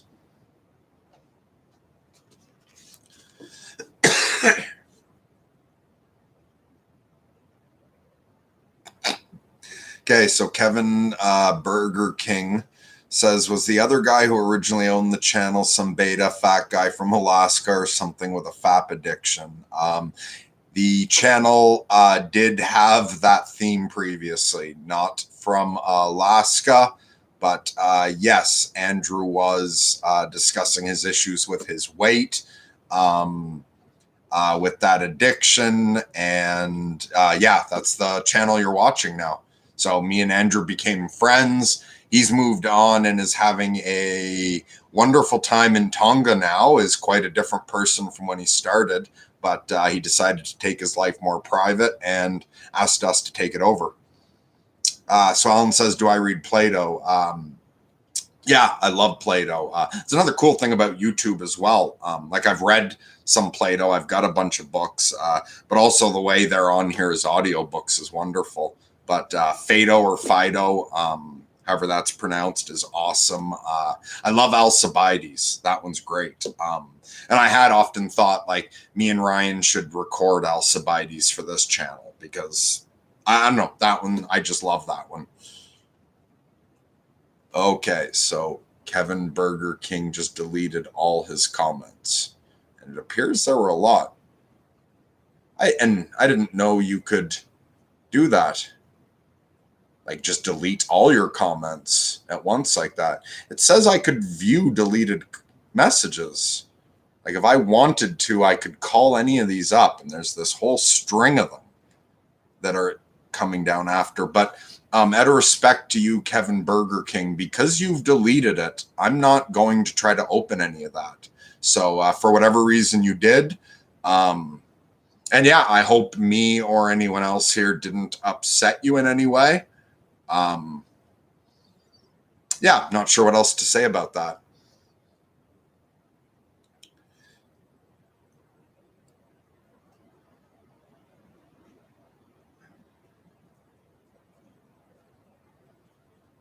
Okay, and so Alan just said, does my wife watch the stream? Not always, but sometimes. But yeah, earlier when I checked my phone for a minute, it was my wife texting that she'd been enjoying the stream and was saying goodnight. So yeah, my wife doesn't watch everything, but she watches most of it. And then it's a lot of deleted stuff. And then, okay, so now I'm down to a question where someone said Gamma King is trolling. You might want to moderate that. So I don't know what all that deleted stuff was. And now someone else is saying, Kevin, why so negative? If you don't enjoy it, then leave. Just sad. Your comments say more about you. Oh, okay. Shit. No, it wasn't you that deleted it. It was Andrew. I'm seeing that closer now. Okay, so somehow Andrew is on and has deleted everything Kevin said. So yeah, the last message I read, there was definitely what appeared to be a hurtful tone sinking in. I was choosing to give the benefit of the doubt. There is the kind of person who words things in an insulting way, and that's their way of actually being friendly. But I'm just going to move on entirely from that. And sorry to Andrew if anything was upsetting to you.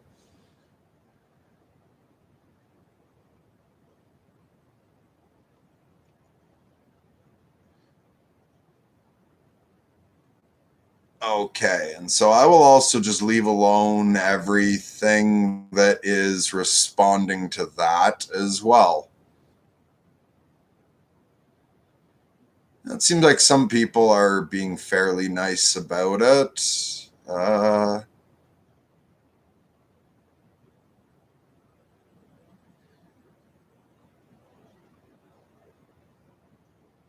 Okay, so now Grizz makes a comment here.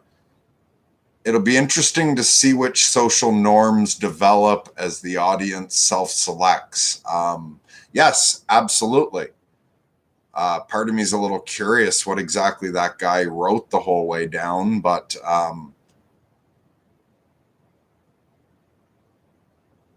yeah, I'm just going to like overall, we haven't had too much trolling. We've had a little bit. Aside from that, overall, the audience has been absolutely amazing. Like it's been fantastic.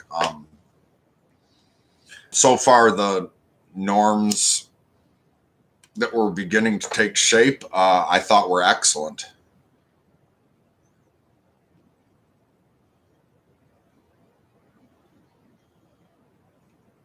And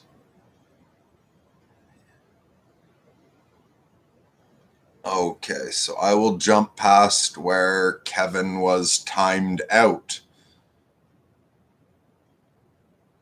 Uh, okay, so Andrew says he was being extra rude. Okay, yeah, so we'll try to keep things as civil as we can manage here, although I know sometimes I don't want to over censor and I don't want to take something the wrong way. I'm going to go as give as much good faith as I can for as long as I can with things. Sometimes some people don't know how to joke. Uh, some people are very desensitized to hurtful language. Uh, so I'm always going to try to put the best spin on it possible and just respond to the any actual meat like content and ignore the insultingness of anything that ever is insulting. Um, I don't have any fight in me against anyone. Like anyone who wants to come attacking, like blessings and love, that seems like a subpar use of your time here on Earth. There's got to be something better to do than to pay attention to me and Ryan and our little group of loser friends, if that's the way you see us. But yeah, I hope your life becomes so wonderful that you don't have time to waste on someone like me anymore. To anyone who's interested in trolling. But if that's sport for you, you're not going to get a fight out of me.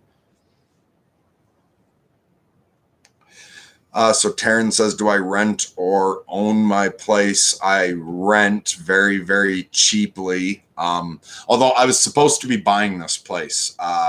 The house that I'm in, my great grandfather built it. So this land, like the farm that I'm on, my great grandfather like bought it directly from England. Like the original deed was from England, like not even Canada. And my great grandfather built this house. Nobody but the Black family have lived in this house. So my great grandfather built it. My grandfather and like his was born here. My grandfather moved to the farm just east of here, like the next farm over. And my great uncle grew up in this house. He was like born in this, living here, lived here his entire life. He never moved out. He took over the farm as my great grandfather died, and then he lived his entire life here.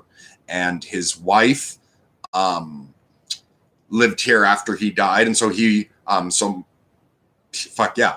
And when she was finally too old to be living on her own anymore, like out in the country, and her kids decided to move her into an apartment and, you know, somewhere. But anyway, I actually had very strange.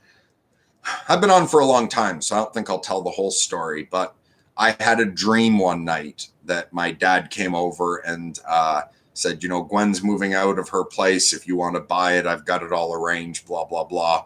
And I woke up the next day, told my girlfriend at the time, who is now my wife, about it all. We discussed what if that were to ever happen, that Gwen were to leave, would I want to buy, you know, that house? And I decided, you know, actually, I think I would. Like, that place is awesome. It's been in our family forever. I love that house. And then it was like after we hung up the phone with each other, having just talked it through, because I dreamt it, my dad came over and said almost word for word what he said in the dream. Gwen's moving out of the house, blah, blah, blah. And at first I thought I was going to be buying the place. That was the deal we made with someone. They bought the farm from my great aunt. And the whole idea was they were going to buy the whole farm because I couldn't afford the whole thing. And they were going to sell me just the house. And there's a lot of bullshit in Quebec about separating a farm property, but you are allowed to separate a farmhouse.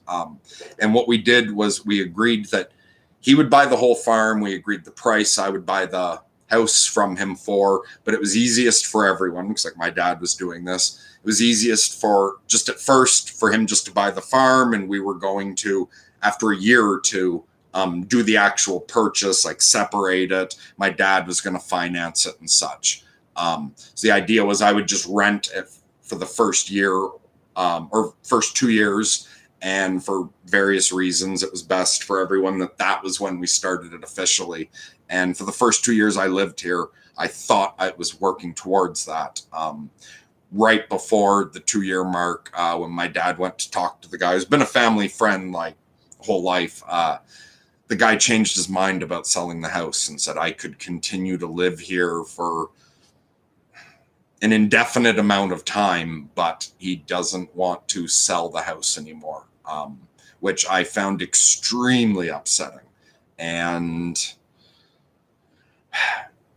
I would still love to be able to buy this place, but I don't know what's going to happen. I would rather, because I just want to live in one spot. I want to set roots, and I want to have the house I'm going to die in.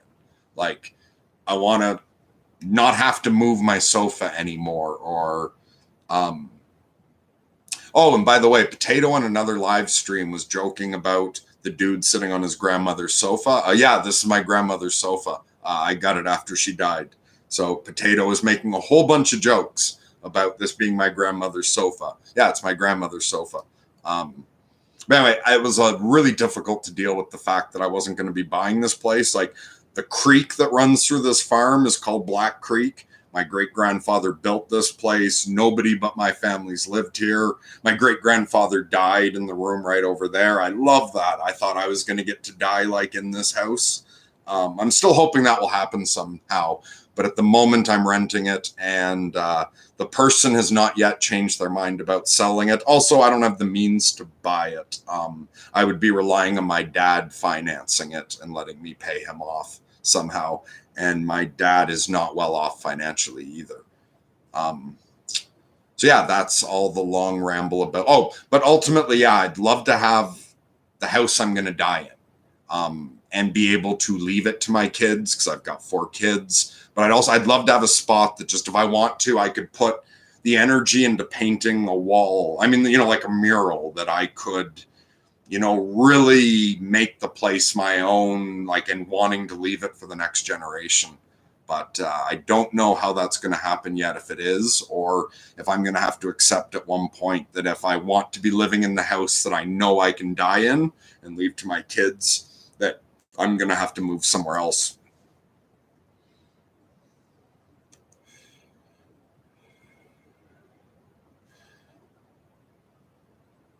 Uh, okay, so no, I've not read that French poet. Um,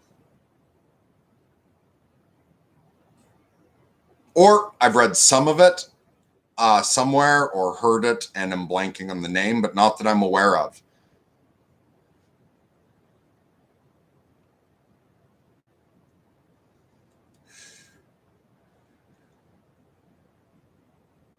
Uh,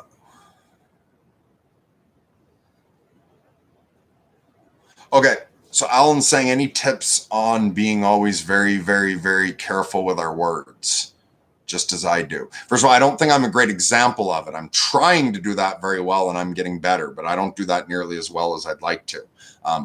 Alan says, I find it very difficult to do with my father and my girl, the people I love the most, how to not lose control. Okay. One thing, and so is shut up.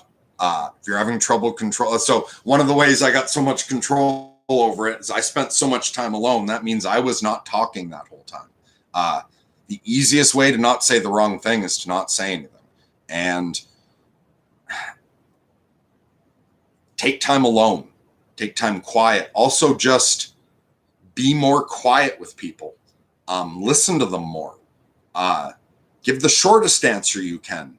Or take a vow of silence for a while. Even if you can't go get away the way Sam Harris does, or you can't be alone for as long as I was. If you've ever got a couple days off, and even if you can't be alone, if you're going to see a limited number of people, just let them know that you want to experience not speaking for 3 days, and just have them expect that. Where you could still, you can. Monks on silent retreat, or not even just monks, people in silent retreat you can do basic communication to get through your day, but take some time, simply stop talking for a while and then talk less and be very careful with what you say. And as far as not losing control,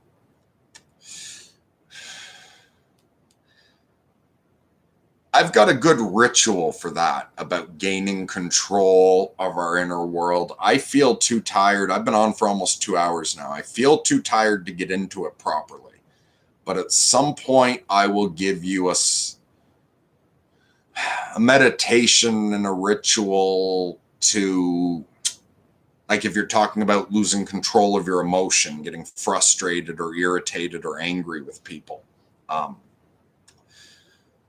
But yeah, one of the reasons I can be as careful as I am, which isn't careful enough with my words, is all that time alone. And one thing I found really weird and surprising was, after all that time alone, when I started hanging out with friends again, I remember this one weekend that I spent with my brother, one of the first times I was hanging out with him again for a full night. And after about a half an hour of talking, all these muscles in my throat and in my tongue got really sore, like the way you get sore from working really hard for half an hour when you're out of shape. Just all these muscles got extremely sore. And it became where it was the same way that after a leg day at the gym, walking is difficult when you've just ripped the muscles up so hard. I'd spoken so little for so long. that to talk for over a half an hour with someone, I'd notice the muscles cramping up. And so when I did start hanging out with people, there were times where I had more to say than I was saying, just because my muscles would get tired. So I'd give shorter answers. And yeah, shutting up for a while is a good way to gain control over your words.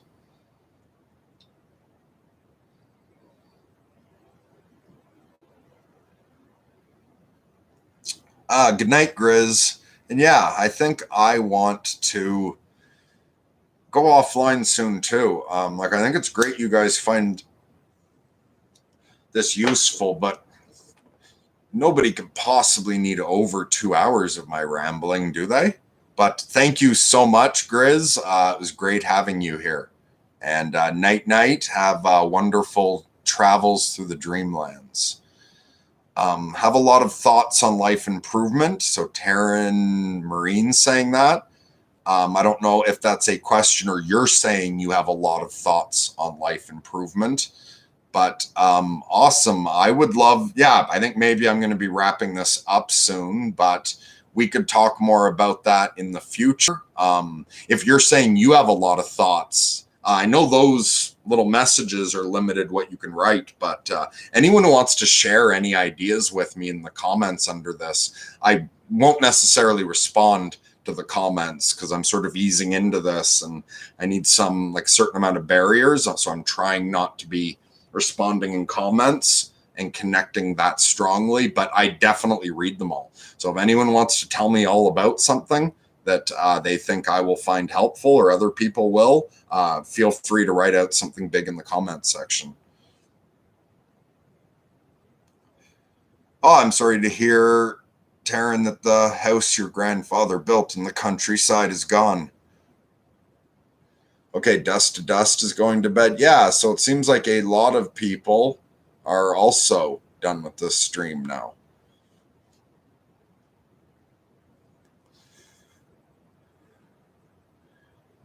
Top 3 books I would recommend. Fuck, I don't know. So obviously, The Neverending Story jumps to mind because that came up earlier. I'm not sure if it would be an absolute top. I'm just going to pick 3 great ones instead of the top 3. But The Neverending Story is fantastic. Also, I already mentioned Jerusalem by Alan Moore. And yeah, again, I'm just going to go with one I already said because it's also great.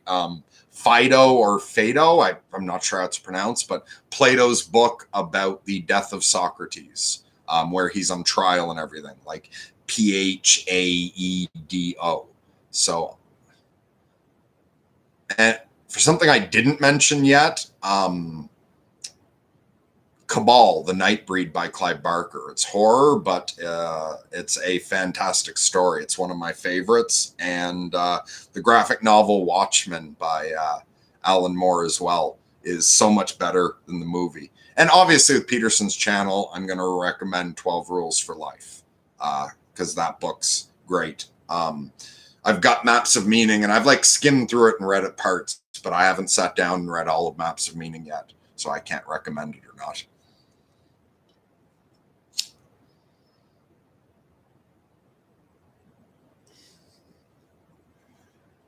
Terrence is saying, can whoever owns it lease out the farmland for income production?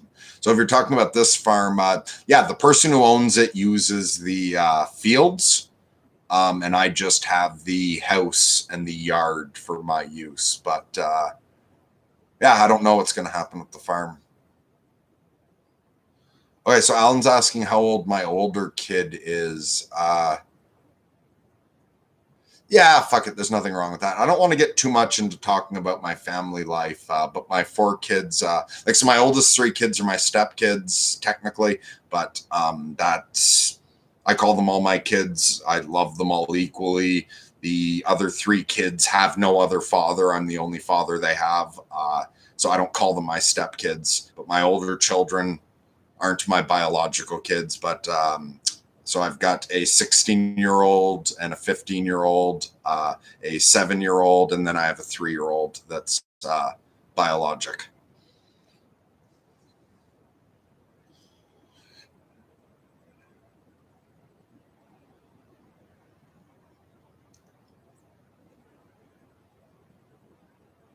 Okay, and so Alan's thanks and whatnot. And yeah, so the ritual meditation about controlling, like when therapists always say to you, like, you can't control other people, you can only control your reaction. I'll maybe even do a video just on that one day. So just because, who appears to be the first time joining the stream, or I'm sorry I missed your other things, said, well said about not talking too much, listening is much more interesting. Yeah, absolutely. And I know that's probably going to sound really ironic coming from me because I just sat, this is 2 hours of me rambling on and on and on. But I spend tons of time silent. And while I can talk too much, I love listening. In fact, sometimes Ryan will ask me, especially when we're in a talk with someone else, and Merc, what do you have to say about that? Or sometimes someone says something that, I've definitely got something to say, but sometimes I'm disappointed that I have something to say about it. I would rather listen to Ryan's answer to what was brought up than mine. Listening's awesome, and I talk way too much, and while I can also enjoy it, it's tiring, takes a lot of energy. And I guess, that's what you do when you have a YouTube channel, right? Everyone on YouTube's a big fucking loudmouth. That's the job. I've often thought, actually, I would love to just go live and just sit and just read your comments and say nothing at all, but just sit with you guys. Although, obviously, how the fuck would you get... Yeah, obviously you guys wouldn't enjoy that, but I would love to sit silently and just read this. Yeah, rip. Yeah, everyone say goodnight. So Obama E3, glad to have found this. Glad you found it too. Thanks for joining us, and I hope to see you again. Yeah, fuck it. I'm at 2 hours. I've done plenty. Anyone have any last thing to say?